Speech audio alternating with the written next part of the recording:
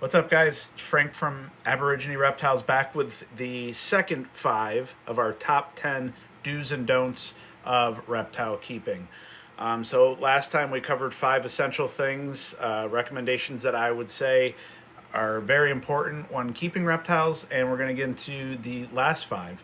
So, let's get started right off the bat with quarantining. Do quarantine new reptiles. I wasn't a big believer in this because I typically only buy captive bred reptiles, but recently I bought a female Aki to add to our breeding colony, and she actually had some internal parasites. Whoever kept her previously did not keep her well. She was not cared for properly, and she did have an internal parasite load, some mouth problems, and that transmitted right over to the rest of our Aki colony. So we had a couple of months of some fun vet visits and making sure everyone was back in perfect health, and that could have all been avoided if I simply just followed standard quarantine protocol. So whenever you get a new animal, whether it's captive bred, even where you know it's from at a reptile expo from a reputable breeder, always quarantine an animal. Standard quarantine procedure, at the minimum 1 month. Make sure that you've been able to examine a fecal exam, that it looks normal. Take it to a vet if you like, just to make sure, and make sure it's eating and drinking normally and acting properly. So do follow standard quarantine procedures, and don't take it for granted. The next thing on our list would be to do enrichment for your reptiles.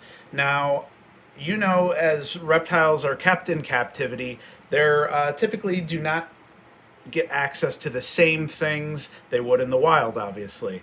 Now, these animals have all been raised in captivity and maybe never knew what the wild was, but that doesn't mean that they don't get bored. Whether you keep them in rack systems and cages, nothing really replicates the being in nature. So make sure whenever you clean your cage to put some new rocks, some new hides, some new scents, some smells, some different things for them to explore and switch things up. So whenever you're cleaning the cage, whether it's every day, weekly, monthly, try some new setups and new arrangements for your animals. They will definitely benefit from it greatly, both mentally, and you'll notice you get to watch your animal do some pretty cool things as far as explore and check out their new environment. So always make sure to take the opportunity to provide some enrichment for your animals, and with that kind of goes into our next tip, which is get your animals outside. Now, this is a little bit risky because obviously taking your animals outside, if not done properly, you can have an escaped animal, and that's not what we're looking to do. So you got to put some thought into this one.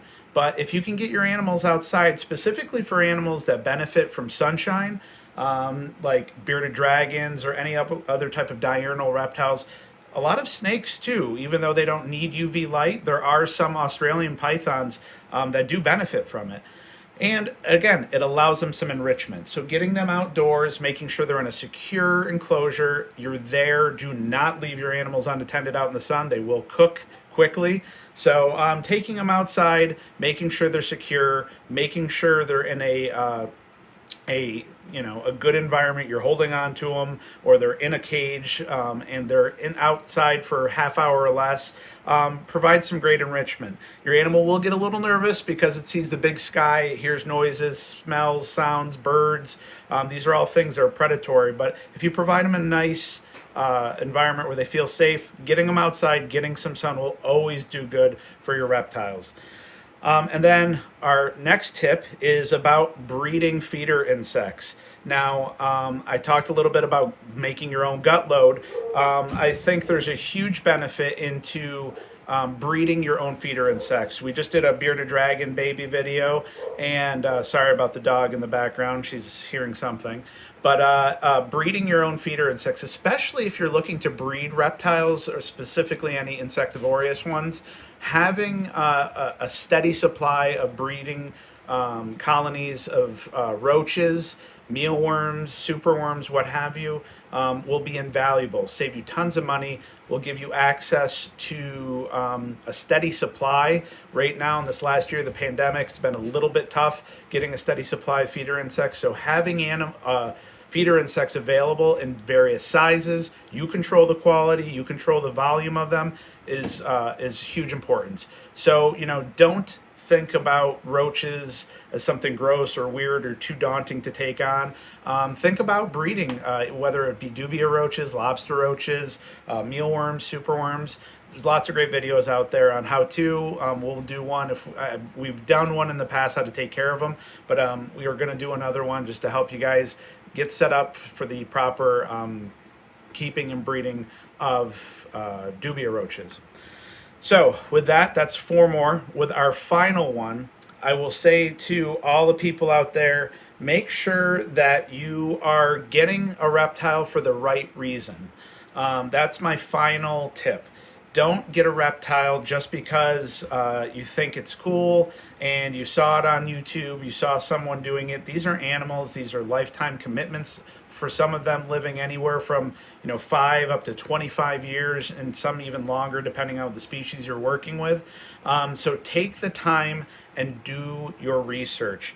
I've seen lots of people at pet stores and big box stores go to see an animal, think it's adorable, it's cute, and just buy it impulsively. They didn't do the research, they didn't have the proper setup, and they were just buying it out of impulse. Or they saw someone on YouTube, a vlogger or a YouTuber that keeps, say, a crested gecko, and they think it's adorable, so they just go out and buy it. And they don't understand the commitment in terms of feeding, cleaning, handling, socializing.